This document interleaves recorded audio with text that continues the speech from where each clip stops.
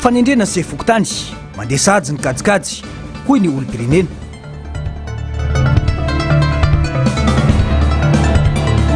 Fokotany Ambodimanga commune Ambinandrano district ny Manoro tsy eken'ireo mpona ny fikasany vahiny hitrandraka volamena ao. Fanarahana lavitrezaka tsy anjaran'izao fitondrana izao izany fa tokony iandry fitondrana voakidy vahoaka hoy Daniela Pousson. Ampifalina indray tombo kilasy tongovavy no itiany sampana fampalalam-baovao ny tokantranao ny Tsialy Zoma 20 aprily 2022 ity. Aterina ny araba rimana sanao ampanajana anaraka ny vaovao hatramin'ny farany. Mahakasika ny fiaraharam-pirenena avy hatrany mizarazara ny hevitry ny maro ary miteraka hevitra goavana ny mahakasika ny fanendrena sy fokotany araka nefa fampahafantarana natao ny fitondram-panjakana. Tsy misy afa-tsy ny fanarandalana ihany vaolana hoy ny KMF Knoe fanabeazana olom-pirenena isorohana ny mety sy ny savorivory sy ny disadisa. Manitsy ny eritreritry ny mpitondra manoloana io resaka io ihany koa ny antokony ny safidy ny Madagasikara ary maneho ny aiainy ny amin'ny mety sy ny kajikajy indray. Tsy atarafana ny tena fanavaozana ny fihetsiky ny mpitondra fa miverin-dalana tamin'ny teo aloha hoy ihany fanamafisana. Fanadiadiana eo amin'ny sary sy ny rantsary ny mbola avatsara.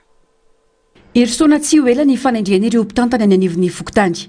Nomena fahefana manokana ho amin'ny fanendrena azy ireo ny chef district sy ny préfet. Na izany aza, nambara ny ministry ny atitany fa miandry ny fikonandoam-pirenena no avy ny fokotany amin'ny tazonan-jany na tsy, na ihany koa ny ofirafiny na hijanona amin'izao endriny izao. Maneho ny aiainy manoloany zava-misy ny KMF Knoe fanabeazan'olom-pirenena. Mamaritra mazava ny didim-panjakana larana fa 7 bara 7 fa ny fokon'olona ihany no misafidy izay ho sefy fokotany sy ny lefiny ka izay mahazo vadim-be indrindra no lany ary avy eo eny amin'ny distrika no manendry azy anakery. Mampisalasala ary sadasada ny rafitra hitondrana ny fokotany amin'izao ho ny fanazavana ka tsy misy afa-tsy ny fanarandalana ihany no mila petraka mazava isorohana ny mety isina savorivory. Ny olana dia le hoe fidin'ny olom-pirenena la izy nefa ny tendrena dia eo zany hoe manaraka ny hiérarchie ve amma voatendry asa manaraka ny demokrasia amma olom-bofidy asa aloha zany ny olana kely voalohany satria hoe chef izy amma tendrena asa président izy amma fidina azy zay zany anisany olana karaha ny hevitry ny KMF Knoe aloha zany dia miombona hatrany amin'ny fanarahan-dalàna dia ny lalàna misy eo moa zany dia io zay iainantsika amin'izao fotoan'izao ary ireo rehetra mangetaheta na ny olom-pirenena na mpitondra dia arao aloha ny lalàna. Izay rehetra tsy manaraka ny lalàna dia aleo mba hijanona fa vao may hiteraka savorivory satria na ho fanendrenareo mila jerena ihany koa ny procédure amin'ny fomba fanendrena. Fa ro manarakaraka an'izay dia isika averina foana ao anatina refondation ekena hoe provisoire io fa betsaka loatra ny aya amin'ilay voalaza teo amin'ilay calcul politika ka sao dia vao may manakorontan-javatra ity lazaina fa fanendrena ny chef fokotany ity. Misy ny masotsivana tsy misy fijerena loko politika ny fanendrena fa hifantoka amin'ny traikefa sy ny fahaiza-manao ho ny fanazavana. Trangizay tsy ampy hamaritana ny olona mendrika eo amin'izany toeran'izany ho KMF Knoe ka mety hiteraka disadisa indray. Sarotra zany ny antehitra ny hoe manana traikefa be dia be ny manana traikefa amin'ny fokotany dia inona zany ny andrafisana an'izay traikefa izay noho izy efa niasa tao amin'ny fokotany ve sa hoe noho izy mifanerasera tamin'ny olona sa noho izy araka ny résidence hoe oviana izy nanomboka teo zany zany tena tsy voafaritra zany raha amin'ny lafiny lalàna ka ina hiteraka disadisa. Entitra ihany koa ny teo anivony antokony safidin'ny Madagasikara ary manitsy ny eritreritry ny mpitondra manoloana io resaka io. Miverin-dalana tony teo aloha ny zava-misy fa tsy tantaratra ny tena fanavaozana ho ny fanamafisana. Tsapasita fa mirona amin'ny fampielezan-kevitra ny fitondrana ankehitriny ary manao kajy amin'ny fanatanterana ny fifitianana. Fototra iorenan'ny demokrasia ny any amin'ny fokotany izay niangan'ireo kajikajy maloto sy karazana osoka tamin'ny fifitianana hatramin'izay kanto nisy tonana lakolosy ny tokony fitianany vahoaka ny fotony olona hitondra azy. Raha jerentsika ny zava-mitranga tatoato dia efa somary mirona makany amin'ny fampielezan-kevitra mihitsy ny ry zareo fitondrana ka efa mirona zany any amin'ny kajikajy rehetra amin'ny fanatanterahana amin'ny fifidianana raha ny fijery azy engane ka mba ho diso no eritreritray fa dia mbola manameloka zany ary manitsy ny eritreritry ny mpitondra fanjakana ny amin'ny hoe fanendrena izay mety ho filoha-pokotany satria io anie ny fifidianana voalohany zany tokony ho tanterahantsika melony rehetrarehetra ka raha ohatra dia efa hotendrena indray io a dia efa miverin-dalana zany a tsy hitantaratra ilay fanavaozana tsy hitantaratra ilay fanovana ifotony izay kasaina apetraka eto amin'ny firenena. Mampikorotana fiarahamonina ny sefokotany no tendrena izay matetika miasa araka ny baiko nomeny mpanendry azy ary mikatsaka tombontsoa manokana fa tsy afaka miadoha ny tombontsoa ny mponina. Mila tsatra araka izany ny fanendrena sefokotany fa ny fifidianana mila homanina raha tena nova ho ny sefokotany anaty azo isotry. Raha fidiana mantsy izy matahotra kokoa ny vahoaka ifotony ary dia izay le manery azy asa fa raha vao tendrena izy dia ny mpitondra fanjakana zany no manendry azy ka tsy dia manana tahotra eny amin'ny mpitata eny amin'ny fotony izy. Ohatr'izay foana ny zavatra nisy teto raha tsika mijery satria tendren'ny mpitondra izy dia ny mpitondra tsy samy manao ininina azy satria tsy maintsy fantatry ny mpitondra hoe manohana azy zany ilay olona tendrena dia na tsy hanao ninina eo amin'ilay vahoaka ary izy. Hitantsika hoe manao fidiram-bola lafo be ny tatany tsy afaka manao inona le vahoaka tsy maintsy mizaka izy fa tena tsara fidina ny fokotany. Ankoatra io no mafisy ny famila diniana manokana ny momba fanohanana ny fidiram-bola ny fokotany izay tsy masana ny filanimponina ny fotony. Ho an'ity fokotany ity manokana vidina taratasy ilain'ny mponina 500 ariary ny ambony indrindra sy ny hofatrano misy ny birao pokotany izay namboarin'izy ireo manokana no amin'ny tanany asa sy anaovana ireo asa. Matsiaro tena ho sahirana sy tsy misy mpiay ary voailika izy ireo manoloana ny zavamisy. Miandrandra izy ireo ny sina tantsorika amitany ireo asa iverina fa mahakasika ny mponina kanefa tsy vitan'ny fokotany mihitsy ny mety manana aloha zany ety anivon'ny fokotany tena tokony ho jeren'ny fanjakana mihitsy hoe tokony isy budget mpanjakana mihitsy voatokana isahana an'izay isaky ny distrika fa mety manana ny fokotany aloha tsy misy satria resaka taratasy nge no ahafahan'ny fokotany mamelona ny fokotany ampidiana. Tena miandrandra mihitsy zay fa zay ary efa mpanendrandra le fananana tanàna madio mba hoe isy vola mba misongadra satria misy lalakely eto aminay zay efa ely tamin'ny 98 io ihany namboarina dia efa mba tiana eo avozana ohatra satria peraplage ireny dia efa mba tiana eo tobeta ohatra hoe lalana miditra amin'ny FDKM iny efa tianay mba atao vaovao mihitsy zany. Ny faharoa eto amin'ity le arabe ity rehefa avy ny orana dia somary miatona eo aloha ny orana ataontsika hoe ray andro zany miatona ny orana ohatra hoe parainy andro izy voaritra dia izay zany mahita hoe efa tokony isy kanal avoaka mivadika ato andrefanato ho anafainganana an'izay. Izay zao tena tetika asanay maika. Enimbolany izao no nijoroan'ny fitondrana fanavaozana tamin'ny fitantanana ny firenena sy ny fiainam-bahoaka. Tena misy ny fanovana eto amin'ny firenena ireo solombava-bahoaka ary mipaka amin'ny fiainam-bahoaka sy ny fiainam-pirenena izany.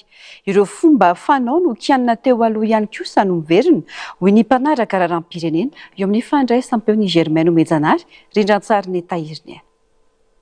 Miasa ny fanjakana ary miroso ny fanavaozana hoy ny solombava-bahoaka Pety Rakotoniaina. Azo tsapahitanana ny vokatra misy eo amin'ny fiainam-pirenena. Mbola tsy nisy fitondrana santaky ny volam-panjakana any ivelany averina eto Madagasikara raha tsy izao fitondrana fanavaozana izao hoy ity olom-bofidy. Isan'ny olana goavana eto amintsika ny resaka fananantany saingy vahan'ny fanjakana izany amin'izao fotoana izao hoy ny fanehoan-kevitra. Fahombiazana no azon'ny malagasy tao anatin'izay 9 volana ny siny fitondrana fanavaozana izay hoy hatrany ny fanamafisana. Hitatsika ny rapport nataon'ny Cour des comptes. Marone mbola tsy nahitany hoe nisy Cour des comptes nanao fanambarana sala amin'igny ary ny raisy ny exécutif tsy mbola nisy zany. Fanovana lehibe zany. Miasa zao ny inspecteur général de l'État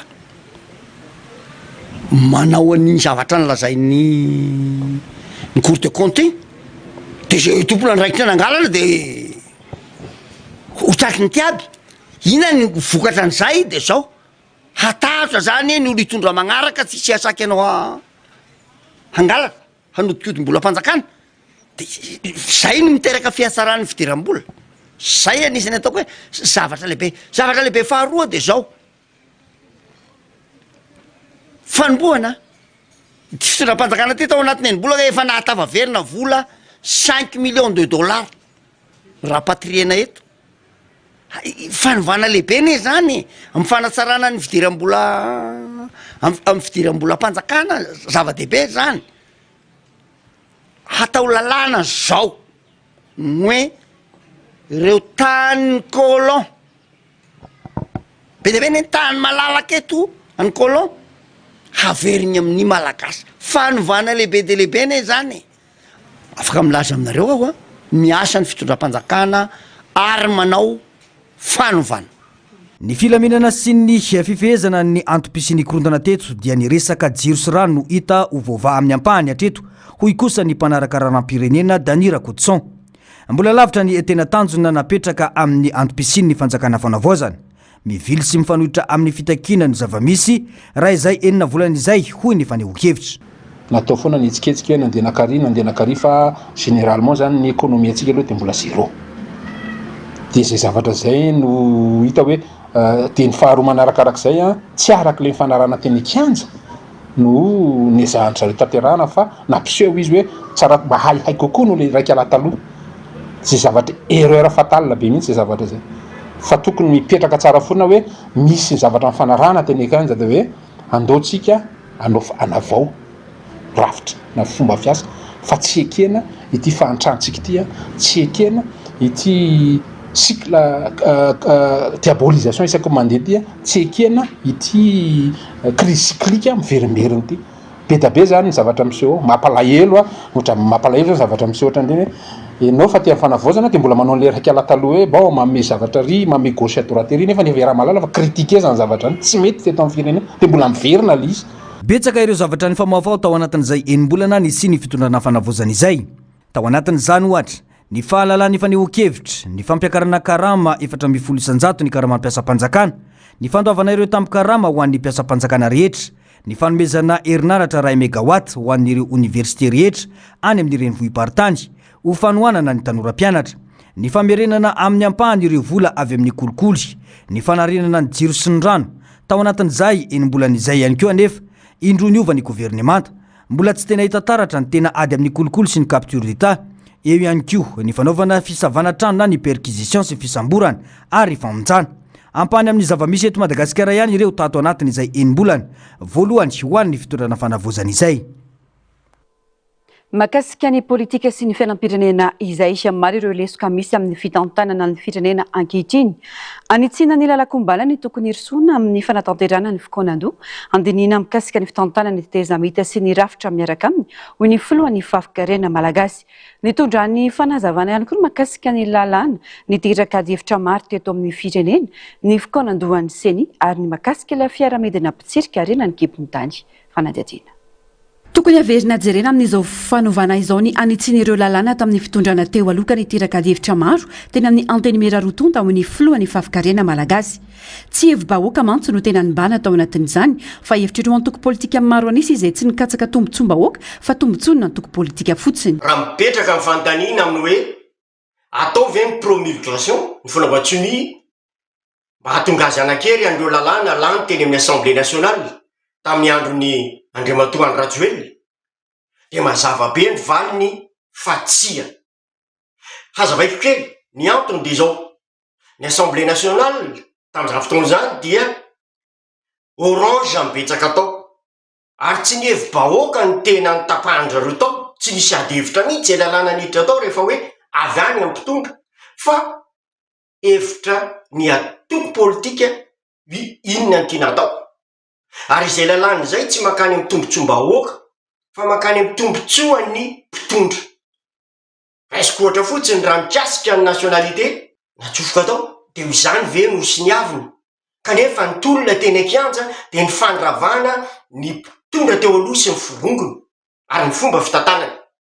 Dia nisy fitoriana napetraky ny tanora GNZ tamin'ny 11 décembre 2025 mangataka ny anenjehana n'ireo mpitondra teo aloha.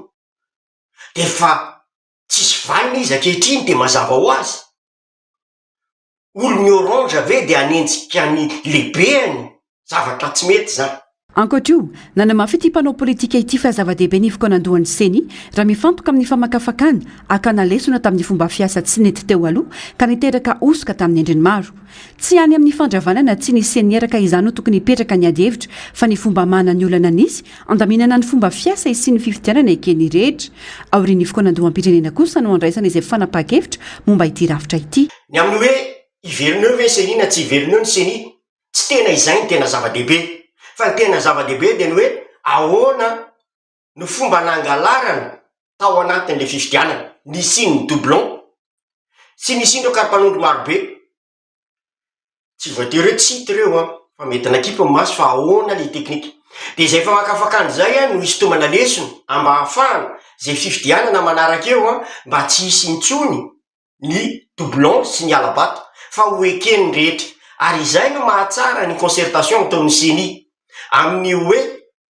isa tsy isy ny seni satria ny isan'ny fangatahana teny kianja ny analo anazy ny fametrana izany dia mipetraka ao anatin'ilay fokonandoam-pirenena ary aorianan'izay zay vao hoe atsangana na tsy atsangana ny seni ary raha atsangana ahoana ny fomba andrafetana azy fa tsy ohatra ny teo alolo izy satria ny taloha dia efa tsy ekeny rehetra nampiakapa ihany koa ny tenany manoloana ny loza amin'ny tatao ny amin'ny fisian'ireo fiaramanidina mpitsirika rena gibony tany sy ny abetsany eto Madagasikara avy amin'ny orinasa Bravura izay noraisy ny filohan'ny fanavaozana tany Toliary ny 20 aprily lasa teo mila mailo ny rehetra ho izy fa lasa tantely afadrakotra i Madagasikara zava-doza ho an'ny taranaka io ny antony dia izao efa fantatr' zao tontolo zao fa manan-karena Madagasikara ary ny trandrakan'io no tena mamaky azy misy teny général de Gaulle hoe il n'y a pas d'amitié tout est intérêt ka raha hitany vahiny fa manana arena be tsy hita pesipeseny Madagasikara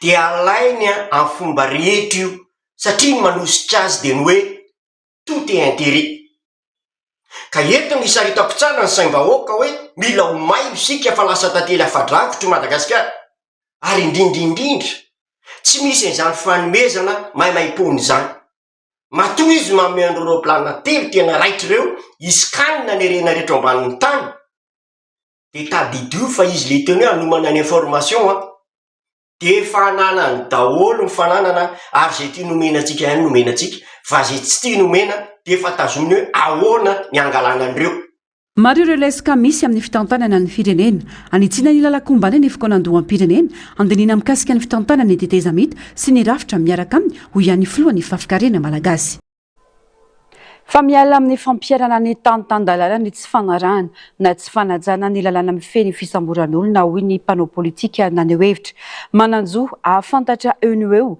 ny toerana ny tondrana olona atao fanadiadiana ny fianakaviany rary ny sitsy ny fandraisana fanapahan-kevitra isamborana na anokafana fanadiadiana ho an'ireo izay mivoana amin'ny lalàna saingy tokony tsy hanavahana na nizana iza izany tsy tokony hanavakavana ny fandraisana fanapahan-kevitra sy ny fampiarana ny lalàna ho an'izay rehetra nanao tsy nety fanadiadiana eo amin'ny sariny mbola hava-tsara manaitra ny sainy maro tatoato ny endrika fisamborana sy fakana olona atao fanadiadiana sy enoina tsy hita iray hatramin'ny roa andro fakana-kery ny ilazany izany fa tsy fisamborana intsony ho ny mpanaraka raharam-pirenena mananjoa fantatra eo no eo ny toerana nitondrana ny fianakaviana ireo voakasika ho ny fanazavana amin'ny trangan-javatra toy izany fomba fiasa tsy mendrika ka meloina ho ny fanamafisana idina pinina ny anaran'izany fa tsy fisamborana ary meloanay ny fanatanterahana fomba fiasa ohatran'izany satria raha misambotr'olona ianao dia tokony mba mahalala eo ny eo zany ny mpanao gazety ny fianakaviana mba hahafahany miatrika an'izany fisamborana sy fienona izany satria afaka miantso mpisolo vavange ny olona izay samborinao ary mazava ho azy tokony ho fantatra zany aiza ny toerana izay nitondrana ireny olona samborana ireny misy lalàna mifeny fisamboran'olona fialana amin'ny tantandalana ny mivoana amin'izany ho ny fanamafisana rary ny sitsiny ny fanadiadiana atao amin'ireo olona mivoana amin'ny lalàna na nanao ny tsy nety saingy tsy tokony hanavana na aniza izany ka ny zavatra rehetra atao zany dia misy lalàna mifeazy avokoa na manao perquisition ianao na misambotr'olona dia misy ny pitsopitsony sy ny fombafomba fanatanterahana an'izany raha vao mivoana amin'izay zavatra izay zany isika dia miala amin'le hoe tantandalana ary ny olona zany zay mihoatra ny fefy izay nanatateraka zavatra izay miala amin'ny lalàna dia rary ny itsiny raha tokony hoentina atao famitorana ary mitohy makany amin'ny fitsarana rehefa avy eo kanefa ny fangatanay an'io dia aoka kosa mba ho ampiarina amin'ny rehetra ny lalàna zay misy eto amin'ny tany sy firenena fa tsy ho vidividina izay namana izay havana dia arovana ohatran'izay niseho teo aloha fa aoka mba hijoro ny fitondram-panjakana ankehitriny ka ametraka le teny filafatra manao hoe ny fanjakana dia tsy ananakavana. Lasa tompotrano miona amin'ny zava-misy ny malagasy ankehitriny manoloana ireo filazana samihafa miely etsy aroa. Isan'ireo matetika amin'izao ny hoe fikasana nongam-panjakana tranga izay efa nisy teto amin'ny firenena tamin'ny fitondrana tany aloha ka namoahana ny tena zava-misy marina tamin'ny haino amanjerim-panjakana tamin'izany fotoana ho ny fanamafisana. Fihetsika izay tokony ampiarina ihany koa amin'izao fotoana ahitany vahoaka ny tena zava-misy marina ho ihany ity mpanao politika ity. Amin'izao fotoana izao misavorovoro be le hevitra, misy ny lainga afafy, misy ny tsao izay ahely, tsy fantatry ny vahoaka malagasy tsony zany ny tena marina hoe inona marina ny tranga eto amin'ny firenena ka tany amin'ny taona 20 tany dia nisy zavatra ohatrohatra izao ary nanapa-kevitra ny amiraly Didier Tsirika tamin'izany fotoana izany fa nalefa mivatana tamin'ny TVM ny fitsarana ireo olona zay voaroiroy tamin'izany raha zany ary tonga amin'izany ny sainay ankehitriny hoe alefa mivatana ho hita amin'ny vahoaka malagasy ny mangarahara ihany no ialana amin'ny zavatra tsy mazava sy mamperitreritra ny vahoaka malagasy ka inona moa tsy andefantsika an'izany amin'ny TVM mba hahalalany ny vahoaka malagasy ny rariny sy ny hitsiny ary izany tena meloka izany tsy meloka mba tsy isiny ny fifamezatsiny amin'ny zavatra manahirana toy izany. Miemitra ny demokrasia eto Madagasikara tsy azo lavina nefa fa efa fandraisana goavana ho an'ny malagasy ny fahafahana maneho hevitra tao aorian'ny tolona farany teo ka tokony hitandronin'izany fatratra isian'ny fahafahana maneho hevitra ny kahalalana eto amin'ny tany sy ny firenena. Mifandraiky amin'izay vaovao izay totosa androany nidinikana teo amin'ireo tanora sy ny lehiben'ny gouvernemanta Mamtina Rajaonarson teny amin'ny lapany Mazoarivo samy naneho ny fahavonona ny rotonda andany ireo tanora nitondra tolo-keviny ankilan'ny praiministra ny Etaeta sy ny mariary ireo tanora tsy misy ny fitazomana tanora noho ny faneho-keviny ho ny lehiben'ny gouvernemanta. Raha ny vaovao dia nivoaka io arivo Herzo Andriamanantena avy amin'ny GNZ ambany fanaraha-maso ny fitsarana ny tenany. Mbola mitokosa ny fanadihadiana ary mbola miandry ny any Karina Sireza ho ny fampitanim-baovao avy amin'ny mpisolovava Ali Roman Ali Arvelo. Nalamafy izany ny fanambarana ofisialy navoaka ny ministera ny fitsarana nilaza fa tsy mpanakoronta ireo tanora ny GNZ araka ny vokatry ny fanadihadiana teo anivon'ny fampanoavana na dia nisy aza ny fifanakalozana SMS sy ny afatra miafina teo amin'ny Herzo sy ireo olona heverina fa mikonokonona fanonganam-panjakana.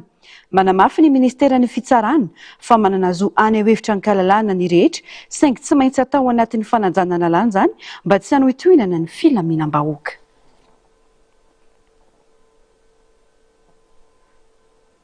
Lafim-baovao hafa kosa indray manahirana ny zava-misy eto amin'ny firenena ankehitriny mametraka ny tenany ho mpitondra voafidim-bahoaka mantsy ny fitondrana fanavaozana ho ny mpanaraka raharam-pirenena Rakotoson Dany na mbola tsy tafapetraka mazava aza ny politika hitondrana ny firenena niainga tamin'ny fikaonandoham-pirenena dia miroso lalina amina fifanarana maro sy jery lavitra ho an'ny firenena ny mpitondra.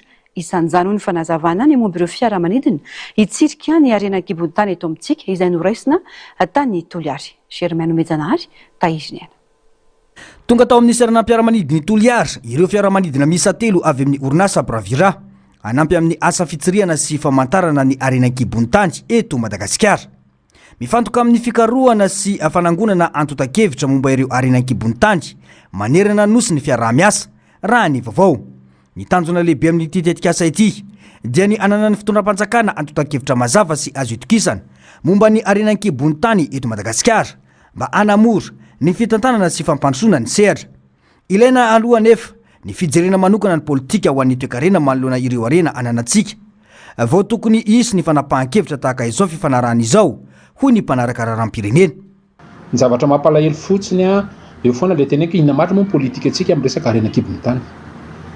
satria ny tsy fananana politika zany hoe tsy nanaovana le concertation nationale momba n'le politique générale mihitsy ahoana ny fomba hitantanantsika ny arenakibontantsika dikan'izany a ninonina fifanarahana ifanaovana amina orinasa isan-karazany dia caduque daholo satria tsy miainga amin'le concertation nationale miainga amina politique code minier fotsiny zay efa nisy tohatra amin'izay izay raha malala fa reo code sy ana rehetrarehetra a misy intérêt personnel n'olona be da be fa tsy tena niainga tamina concertation mba iraisan'ny rehetrarehetra hoe ty arenakibon'tany tytsika ty a dia natao holova injafy zany hoe mety misy stratégie zany misy technique ohatry nataony firenena norvégiana ny anazy amin'ny resaka pétrole tany amin'ny 1970 zany zavatra zany napanankarena ny tany izy menakavy sy ny taranany atsika amin'ny teny zao fa ny tsika tsy misy zay concertation zay fa dia manao fanapahan-kevitra io moa le teneniko foana hoe asa vonjy tavanandro ny fitondram-panjakana amin'izao fotoana zao sady olona tsy voafidim-bahoaka ny fitondrana amin'izao fotoana hoy ny fanamafisana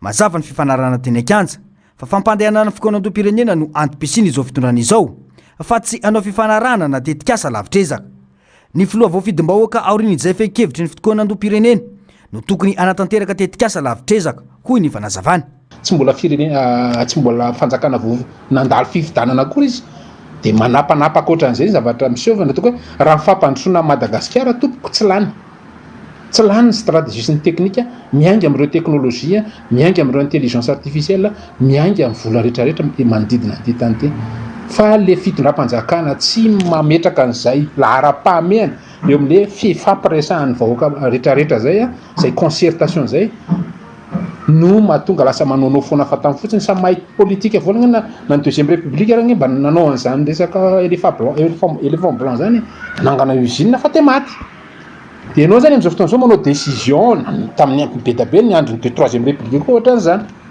ka rehefa mbola fanapahan-kevitra olotokana na fanapahan-kevitra mpitondra amin'izao fotoana zao dia ny intérêt an'le olona manodidina anazy eo mety hivoaka io roplaniny fa inona moa zavatra miseo raha mba manao analyse anankiray izy dia misy naman'le akaikikaiky manodidina anazy sy le milliardaire reo mandeha miexploiter an'le izy ny zavatra tokony ataony dia manao gestion courant fotsiny mampandeha ny rano mampandeha ny jiro satria na ny resaka ohatra fotsiny ara hoe ny politika amin'ny gestion rano eto amintsika tokony fatarina hoe andahoara dia baritaka ny ana fa atao sous-traitance daholo resaka gestion ohatra zany za tsy miteny hoe tsy maintsy zay fa mbola mila concertation zay inona ny politique sanitaire inona ny politique ny retraité inona ny politique de davitsika amin'ny resaka décentralisation inona ny politique be da be ny zavatra discutena satria nahoana ny tsy fifampiresahana amin'izay zavatra zay nahatonga crise teto amin'ny firenena tao anatin'ny isaka ny fito taona betsaka ny intelligent tany amin'ny aloha tany betsaka ny professeur tany aloha tany betsaka ny gradé tany aloha tany fa le firenena mbola nahantra foana gaza mieritreritra mihitsy ianao amin'izao fotoana zao hoe ianao plus intelligent que les autres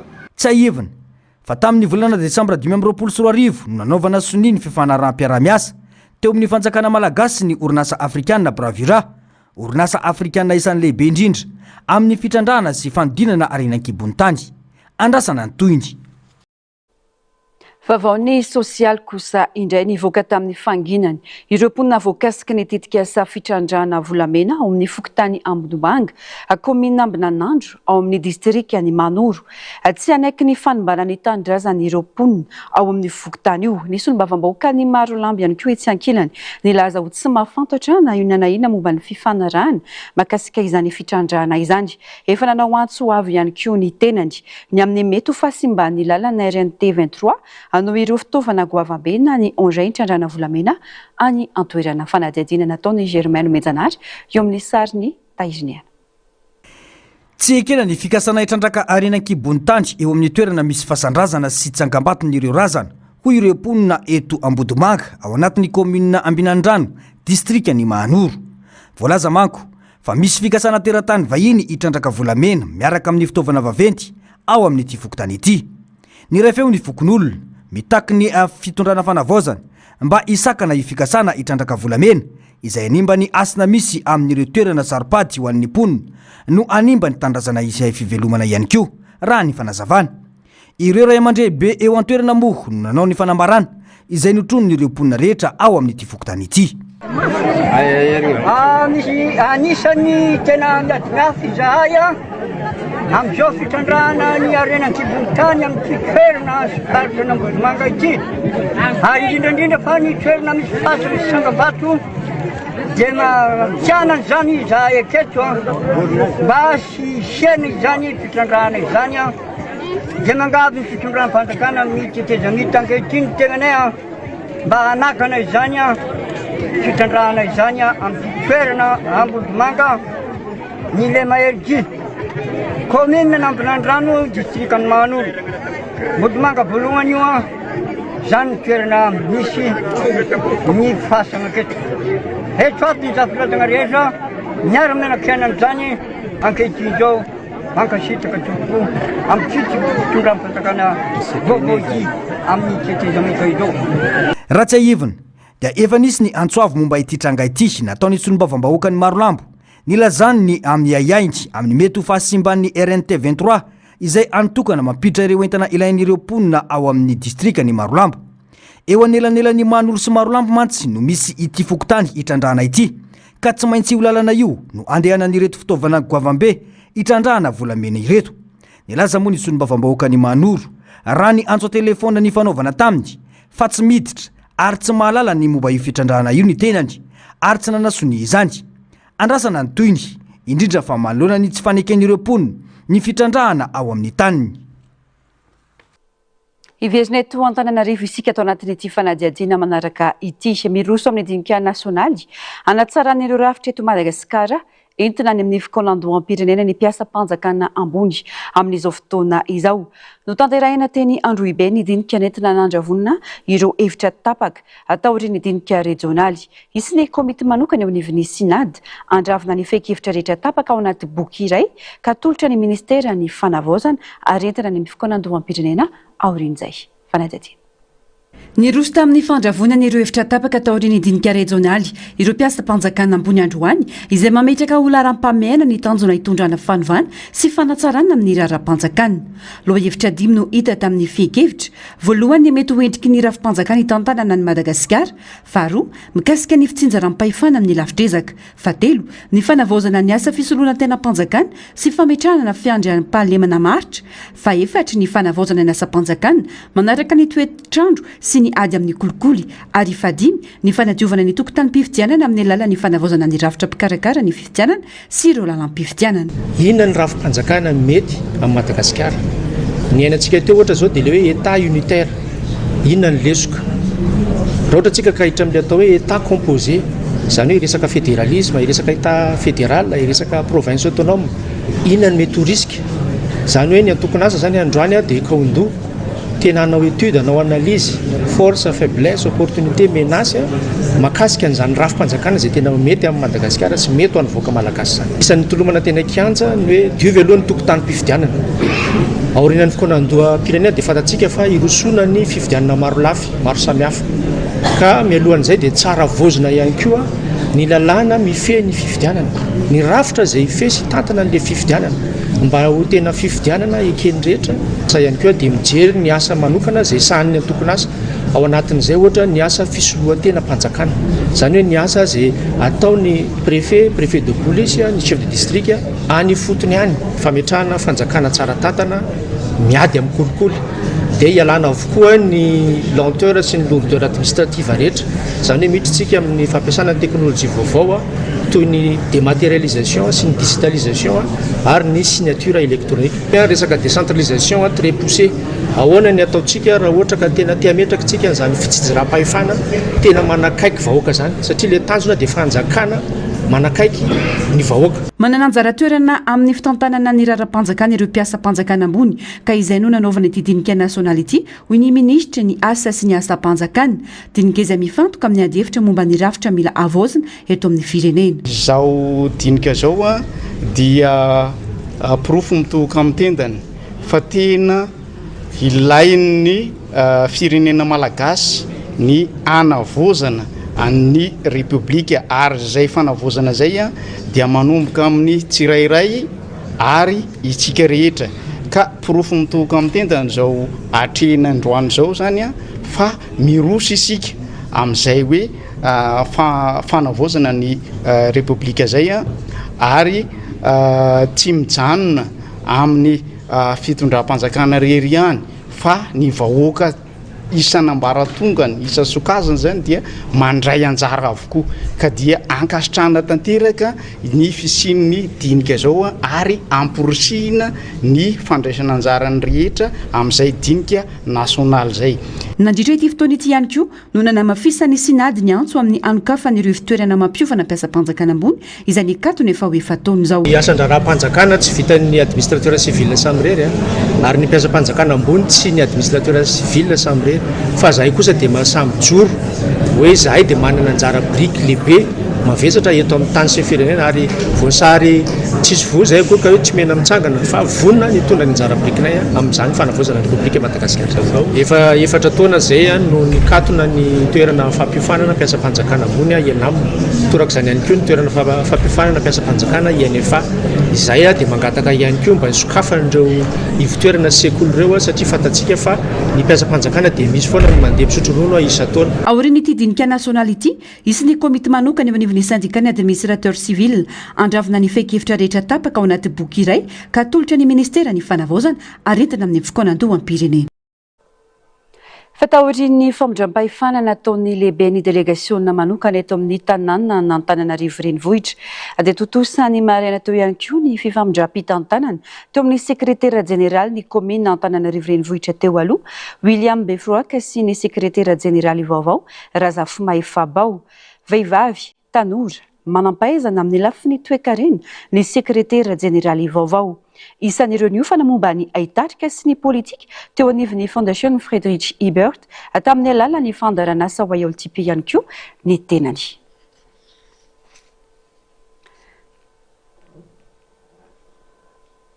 Vaovao manodidina ny fizahantany mpitardy na guide touristique raika amin'ny 10 no notolorana taratasy fahazon-dalana.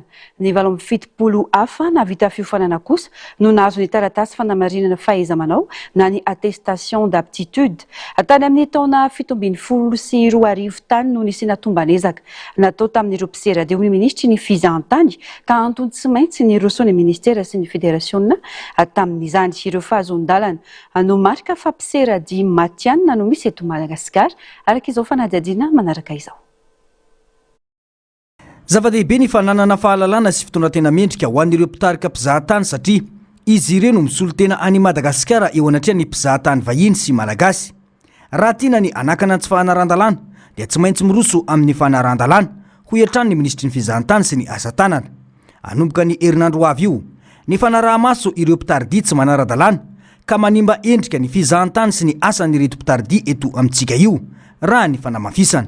17 efa tsy nisy tsony ny fanaovana tombanezaky ny mpitardy ankavitsy zany ireo mpitardy izay afaka nahazo ny mari-pahaizana na ny taratasy manamarina sy maradalàna ny asa mampitardy anazy. Rehefa nipetraka ny fitondran'ny fanavozana ny repoblika ary dia nipetraka ny gouvernement izay anisany andraisana anjara ao anatin'ny ministera ny fizahantany sy asa tanana tena andray fanambongeza be hoe andao averiny ny fanaovana tombana ny gida satria tsy afaka anakana andreo gida tsy ara-dalàna anao ny azy tsika raha isika raha tsy manome agrément any gida izay le antony ny mpitardy no ambassadeur ny destination. Ny mpitardy no afaka mampafantatra ilay tantara ambadika ilay saritany arahana fotsiny. Ny mpitardy no mampisy aina ny zavatra rehetra jerena sy lalofana ka mahatonga mpizahatany anana etaeta hiverina indray amin'ny toerana. Arak'izany zava-dehibe ny mpitardy dia isorana be dehibe ireo talesy ny teknisiana rehetra teo anivon'ny ministera nanao ny évaluation ka nahatongavantsika amin'izao vokatra izao. Mazava loatra fa raha ohatra tsika te hanome sehatra ny mpanara-dalàna dia tsy maintsy miroso amin'ny fanaraha-masina ny contrôle ary ny fanasaziana ny tsy ara-dalàna. Ny any amin'ny morontsiraka nefa mitaraina be amin'ny fisian'ilay atao hoe beach boy sarisarika mpizahatany any am-pandanana sy ny sisa fa tena hoe ho apetraka maso izay fanaraha-maso izay raha tsy diso ny tale teknika eto raha teo efa andeha amin'ny herinandro ny contrôle rehetrarehetra ahafahana manara-maso an'ireny. Ankoatra ny fikasana ampitombo isa ireo mpizahatany avy any ivelany dia isan'ny tanjona apetraka ministera ihany koa amin'izao ny fampiroboroboana ny fizahantany anatiny ho hiatrany ny fanazavana. Izany dia hiainga amin'ny fametrahana saram-pizahantany zakany malagasy hoy ny fanamafisana. Dia tsara ho fantatsika ihany hoe ny atao hoe mpizahatany ange tsy hoe vahiny tsy hoe vazaha fotsiny fa isika dia hifantoka bebe kokoa ny resaka fizahantany anatiny na ny tourisme national. Raha iteny anareo hoe azo atao tsara ny mamoaka formule hoe fizahantany amina sandany tsy lafo be ary zaka fa efa mividin'ny mpiasa-panjakana ohatra azo atao zany ary afaka mijery an'izany modèle izany anentanana ny olona mety ny ministère misantatra azy anehoana azo atao itentsika andasy be ny lalam-pirenena faharoa fa manomboka tsara tarehy be ao 4 kilometatra nefa ny arena azo ao tsy voavidy vola hoentina ilazana fa akoatra ny ezaka atao ampitomboana ny mpizahatany vahiny tonga eto dia misy koa ny ezaka atao amin'ny resaka tourisme national. Raha ny fantatra dia eo anelanelan'ny 4 alina sy 3 hetsy ka hatramin'ny 5 alina sy 3 hetsy ny isan'ny mpizahatany tonga eto Madagasikara tamin'ny taona 2024. Ny 7 izany dia avy amin'ireo firenena Europeana raha ny fanazavana. Amafisina ny fiaraha-miasa misy ary usarina ireo firenena mbola malaina ho tonga eto Madagasikara. Manana paikady amin'izany ministera hoy ny fanazavana. Lafim-baovao hafa tanteraka mpianatra manodidina ny arivo avy amin'ny sekoly valo CEG sy lycée eto Antananarivo no mandray anjara amin'ny fandaharana asa classe patrimoine. Tetika saram-pampianarana izay tanterahana isaky ny alarobia zoma tolakandro ary toy mandritra ny taom-pianarana. Tanjona amin'ny etikety ny ampahafantarana bebe kokoa amin'ireo mpianatra ny tantaran'ny Madagasikara sy ny ari-kolontsaina misy eto amin'ny firenena amin'ny alalan'ny fianarana ivelan'ny efitrano fianarana. Nanomboka tamin'ny fomba ofisialy ny 20 aprily 2024 ny tetikasa niaraka tamin'ireo mpianatra avy amin'ny lycée Galeny Andohalo. Nandray anjara tamin'ny circuit de martyr izy ireo fitsidiana toerana manatantara miainga avy any Antaninarenina ka hatreny amin'ny rova Manjakamiadana.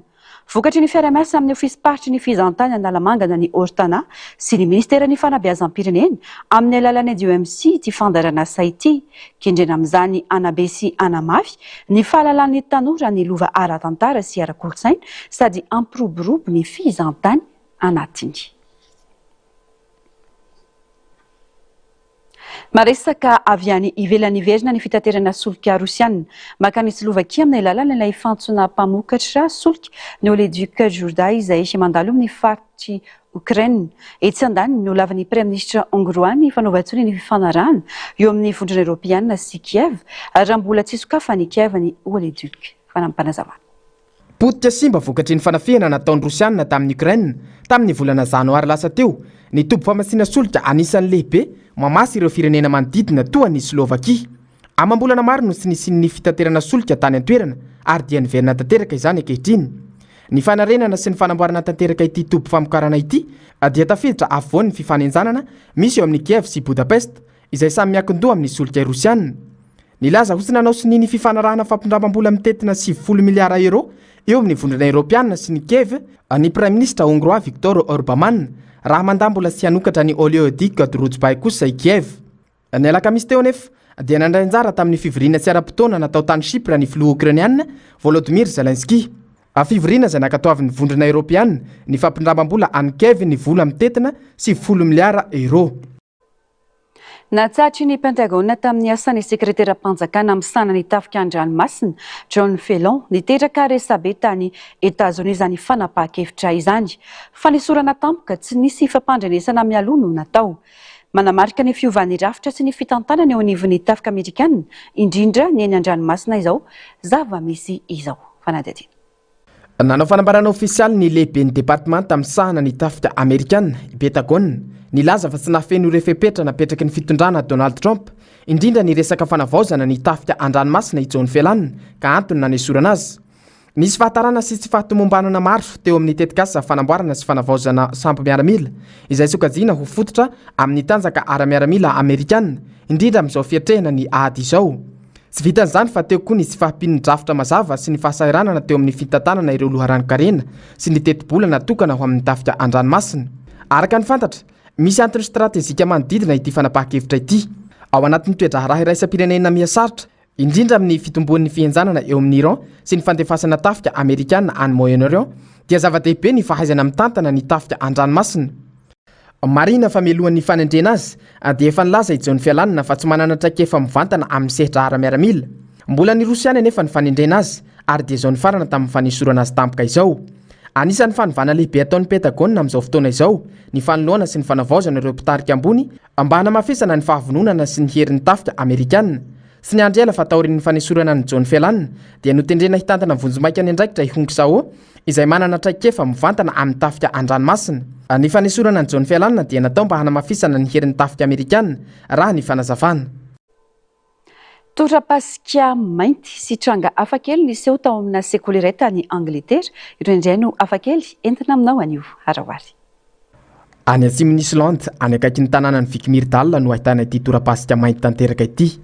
Anisan'ireo ranomasina manana tora-pasika mainty malaza indrindra eran-tany izy ity. Avy amin'ny volokano nipoaka taloha ela be tany io fasika mainty io. Kanto ery ny endriny no nihantsana manodidina azy sy ny ranomasimbe Atlantika izay mifandray aminy ka anisan'ny misintona mpizahatany maro. Fantatra noho ny endriny geolojika miavaka ao aminy, indrindra ny colonne de basalta sy ireo vato an-dranomasina hafakely izay mipotra eny an-dranomasina somary lavidavitra eny ity tora-pasika ity. Malaza ho toerana mampidi-doza koa ity tora-pasika hafakely ity noho ny onjan-dranomasina mahery ka mety hisintona tampoka ireo olona manatona akaiky loatra ny ranomasina. Voarara tanteraka ny milomano ao. Saingy mbola toerana voajanahary tena mahatalanjona sy azo tsidihana izy ity. Tany Angletera tany tao amin'ny sekoly antsoina hoe Iska Academy no nisehon'ity tranga hafakely ity. Nafana be ny andro tany an-toerana na tratratra amin'ny 30 degré C ny maripana saingy noteren'ny sekoly hanao pataloha lava hatrany ireo mpianatra lehilahy araka ny fitsipika efa mipetraka. Everindreo mpianatra nefa fa tsy ara-drariny intsony ny fampiarana ilay lalàna noho ny hafanana tsaka. Ho fanoherana izany nanao zipo ireo mpianatra lehilahy maromaro. Fanaminana eken'ny sekoly ho an'ny zazavavy irery ihany anefa ny zipo. Niteraka resa be moa ity hetsika nataon'ny mpianatra ity. Tateoriana dia nisy ny fifampidinihana nataon'ny sekoly makasika ny fitsipika ka nisy ny fanalefahana izany. Nanambara taorin'izay ny tompony andraikitra tao an-tsekoly fa misy ny fahafahana manao shorta rehefa tena mafana be ny andro. Anisan'ny toe-zavatra niteraka resa be ity tranga hafakely tany Angletera ity.